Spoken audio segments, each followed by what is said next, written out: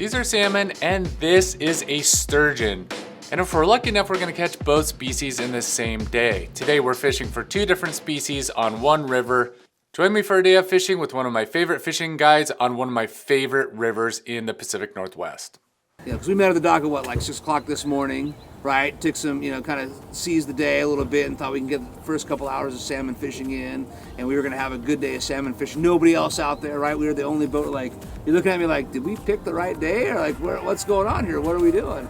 And as the day progressed, the weather kind of got a little goofy on us, a little bit of rain shower here, sun break there, and the grass was just kind of unbearable. Like, we were just unseasonably strong algae, where we're dealing with this algae gooing up our lines and having to check our gear every 5 or 10 minutes, and then you're not really fishing. Then you're spending more time cleaning off your line than within the water. And anybody that fishes knows that you have to keep your gear clean to keep you fishing. So we set out with a game plan, right? We're going to target this fish in the morning, salmon, and if salmon's good, we're going to stay strong. We're not going to veer from salmon. And if it doesn't, we're going to make a midday adjustment and try to make up some kind of, so we can catch some fish, right? That's what we came out to do, is catch some fish. So.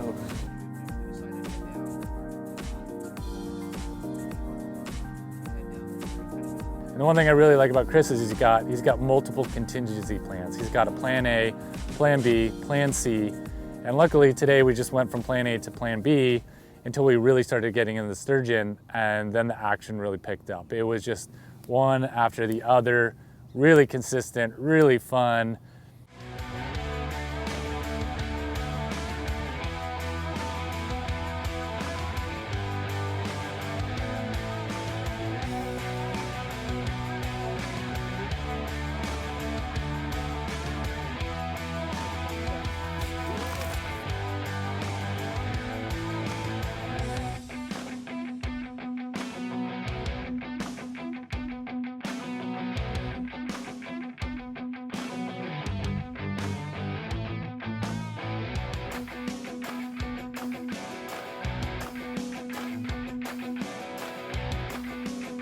And that's probably my favorite part of the day, is that you come out here, you have these ideas in your head about what to expect, and I've never done salmon in the morning and then sturgeon in the afternoon.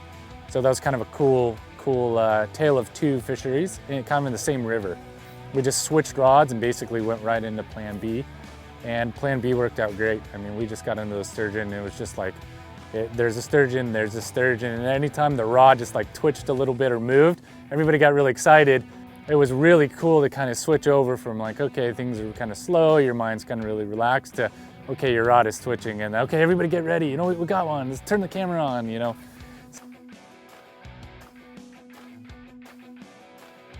just they're dumping, let it go, just wait a second. Just wait for them to bite again. Okay, slide it out, up and out, just barely move it. Yep, clear that, perfect. I've caught sturgeon before, but never like this, never as consistent as I had, with Chris. The amount that I've learned from Chris doing this is pretty intense.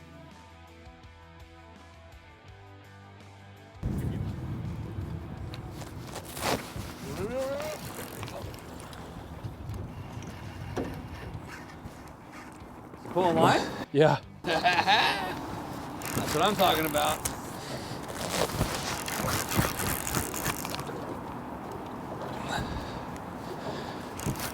You want to keep it, there you go. Perfect. Yep. When he rests, you want to keep a nice bend in that rod. That's a good fish right there. Move this out of your way. So you have all kinds of room to move around. Just try to keep him out of that kicker motor. There you go. There he is. See him? Nice size, nice. Oh, look at that, Josh. That's not even a big one. Dude, right on. So your GoPro's still.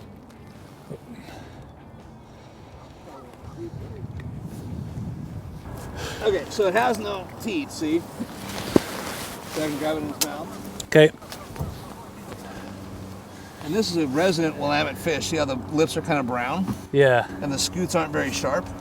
So this fish just lives around here. Let's see. See those lips? We call those nicotine lips. Poor little guy.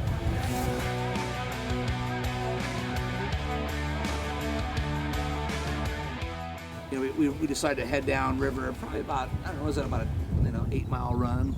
We head down river and kind of get a little bit closer to Portland and kind of spend our day picking on some sturgeon, which, you know, is a good way to spend your day. It's easy to do, super simple bait. It's, you know, it's not real expensive. None of it's really expensive, but it's not super expensive other than our fuel to get down there.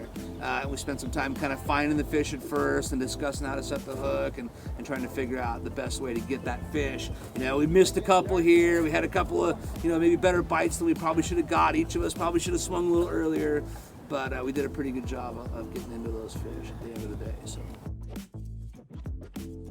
I whiffed on a couple of them. We're probably going to show that where we got a biter, and Chris is just very calm. He's just like, all right, Eric, go ahead and set the hook when he's pulling. It seems easy enough, but it looks really easy when he does it. But when I do it, okay, he's pulling and I'm going to pull at the same time, and oh, okay, missed. So he was really pulling.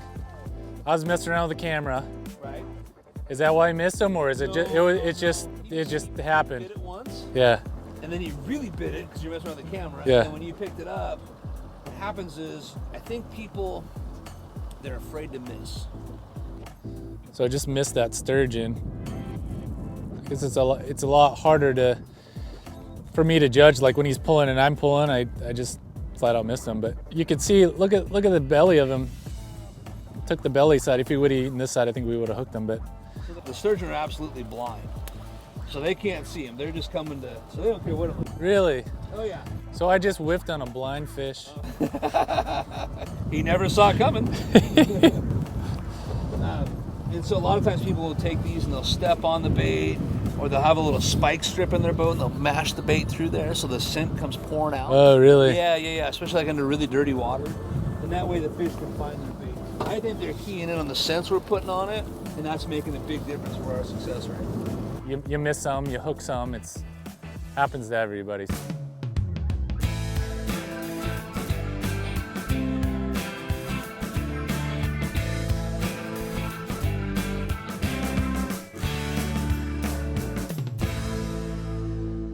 Everybody kind of does some goofy stuff. We've all had some weird things happen to us fishing. I don't think if you're an angler that nothing's ever happened to you like that. But, you know, so that was good to see you take it from watching me do it to like, yeah, I can try that, and me going, okay, just don't throw my gear in the water. Good enough. I didn't tingle it. Find the bottom at 90 feet. Were you nervous about me casting? No, I was more nervous about the bait flying off on my tie job than anything else. So we had two different types of bait fish on each rod. One had a herring and one had a smelt. And on the left rod, we had a herring that was left over from spring Chinook fishing that I had stuck in my freezer and kept some extra bait around. It was dyed blue just because that's what we do in the clear water. And, you know, they add some stuff to that. It was salted up so the fish, and we put a lot of scent on there. And so that one really outfished the smelt like badly, and that would be abnormal. So tomorrow when I go again, it could be the complete opposite. And tomorrow when I go again, I might throw a third bait out there, a squid or some worms or some sand shrimp to see what the fish are really preferring that day. But to be honest, I don't think it was throwing it to where the fish were holding in a hole or throwing it to the fish where the fish were sitting in a certain spot. I think that it was that the fish preferred that bait today. And if we had ran double, we probably would have caught maybe twice as many fish. But it's kind of one of those things where you leave out two known things that they like, and you just hope they pick them maybe equally. So it wasn't like this is the lucky left rod and that's the unlucky right rod. It was more like they had a preference for this bait versus that bait over there, you know. So sturgeon bait, because sturgeon aren't super picky. Today they kind of preferred this bait versus the other bait. And again, this is set up the very same way. Instead of having the loop on the end of the leader, we have a swivel it's tied to, the same kind of corkscrew swivel to take it apart really quick. Again, to a slider that lets your line slide, so when the fish takes the bait, we can just easily, the fish doesn't feel the weight, doesn't have to pick up the bait and swim with it and feel 6 or 10 ounces of lead sliding along.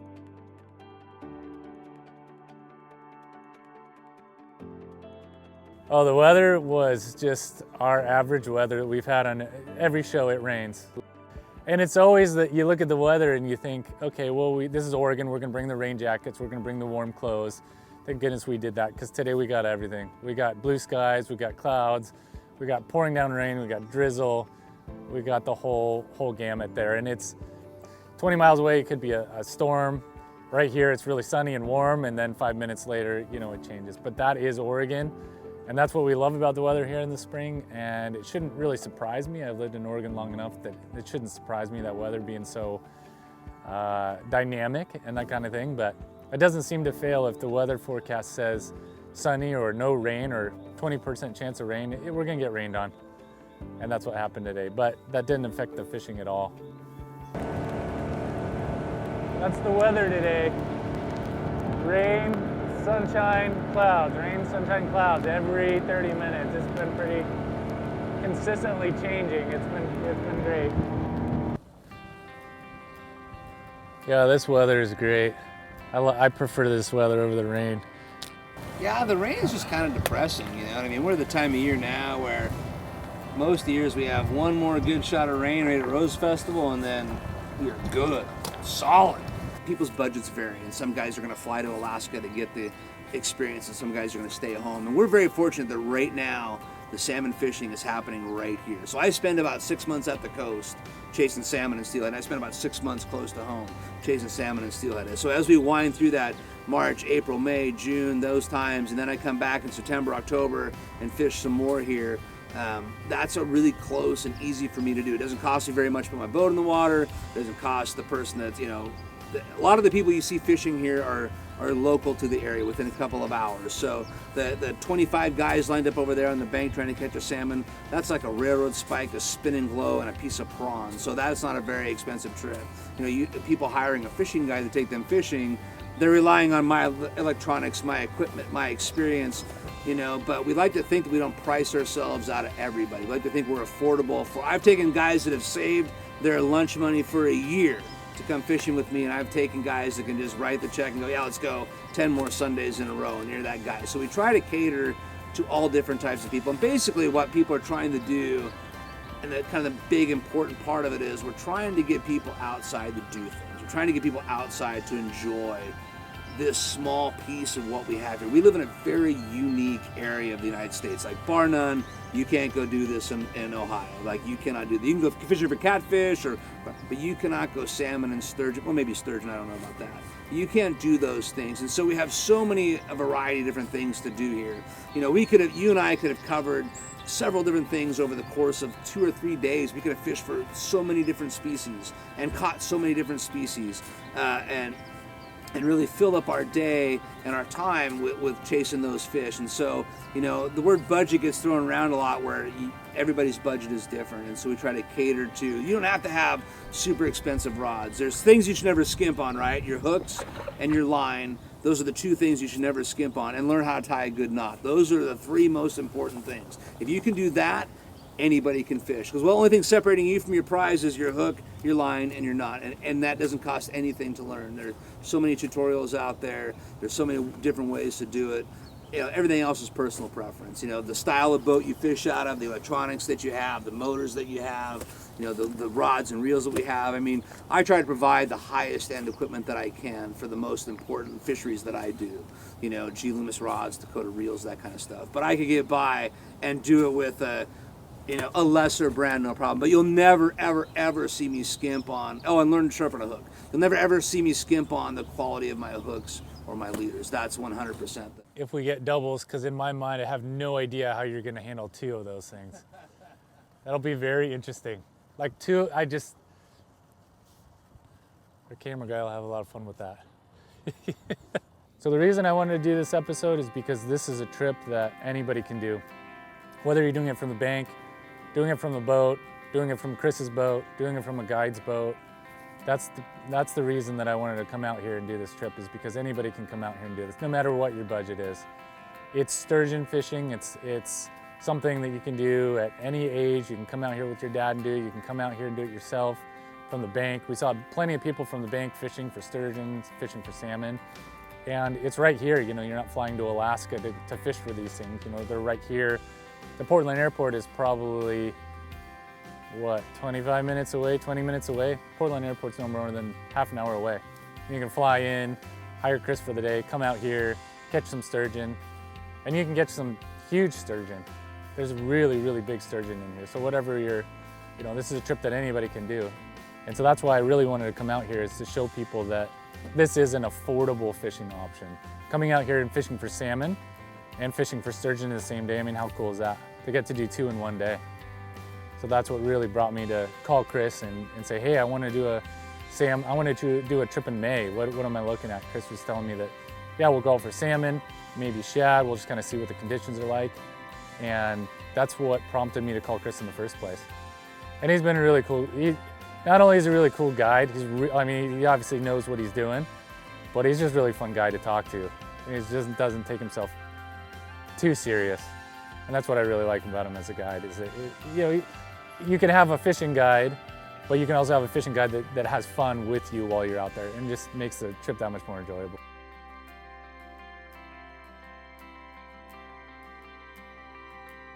I bet, I mean, you know, I grew up right in this area, fishing right here, and I was not a very wealthy individual. So I learned how to fish in the bank. I learned how to read the tides. I learned how to learn the seasons and where the fish move and what they do and how they do it as best I can.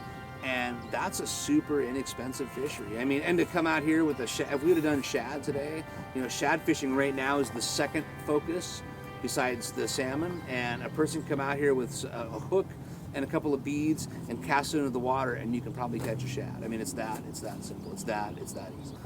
Neither of my parents fished. Neither one of my parents were fishermen. My dad has never gone fishing with me to this day. My mom took me. I've taken my mom more than she took me. So my family group was from the Midwest, and we'd go back and visit them, and with literally nothing to do for miles, we'd take like an old piece of bamboo fishing rod, an old line, and toss it in the Red River and fish for catfish or perch or walleye or whatever happened to be swimming that day. So it was more of a desire to get outside and do stuff. I've never had a job where I was inside more than, I probably worked inside for like a month in my entire life. Besides like when I was in high school, but in my adult life, I've always worked outside, period. So the rain doesn't bother me, that's like 40 miles an hour in my face.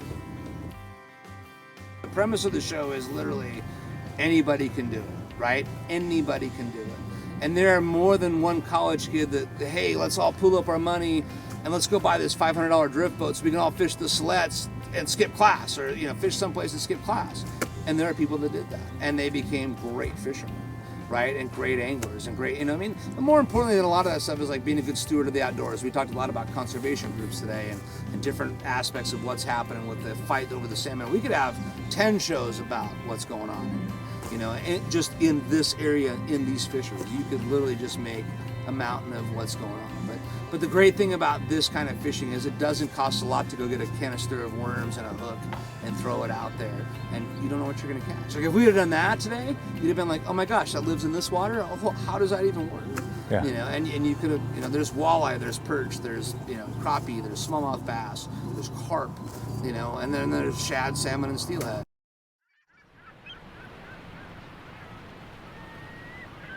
And Chris brought us up right to the base of the falls. That was so cool. I've seen the falls from drone shots. I've seen the falls that kind of looking down from the bridge.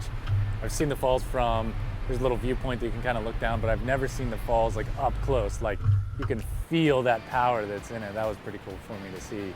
Just seeing the water come down, like from all, it's just like a whole theater of water just kind of coming down, and then the water just really turbulent in there. And you went up close as you could to be safe, but just feel that power of the Willamette Falls there. That was pretty cool.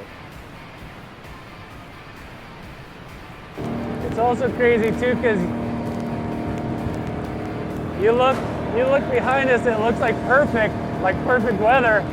What you don't see is in front of us is like it's like we're going through a storm or something. And it's just like pouring down rain, but you wouldn't know that because you look over here and it just looks, oh, a nice June day. And my favorite part is when they you're kind of finding one for a while, and they get up to the boat and you start to see them. You can see them in the water kind of emerge just up from the 90-foot depth that they're at. And you can see, oh man, that's a lot bigger of a sturgeon than I thought. So I was really surprised at how hard fighting the sturgeon are. You know, and they can be really big too. I mean, I was surprised. I had one on, kind of reeling it in. I was kind of telling Chris, oh, it's not that big. Feels like a little one.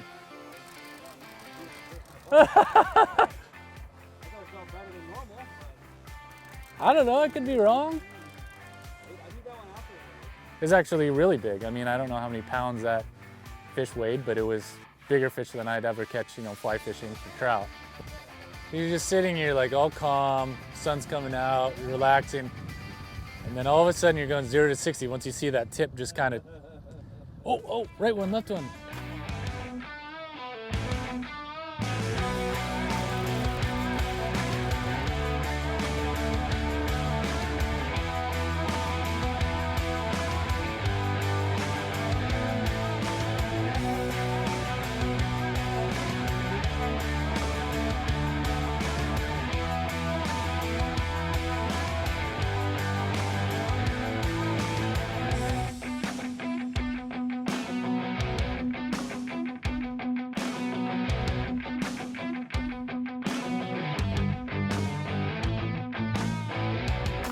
Chris Nordling, Fishing Guide Service, catchsomefish.net, 503-866-0971. Come on, man, he's supposed to do that. That was the whole that was his one thing he had to learn before we started, was my name and the name of my website. That was his only thing. He doesn't know my phone number by heart. Actually, I may be able to just get it in the boat. Might be tricky though. Yeah, this could be super tricky. Turn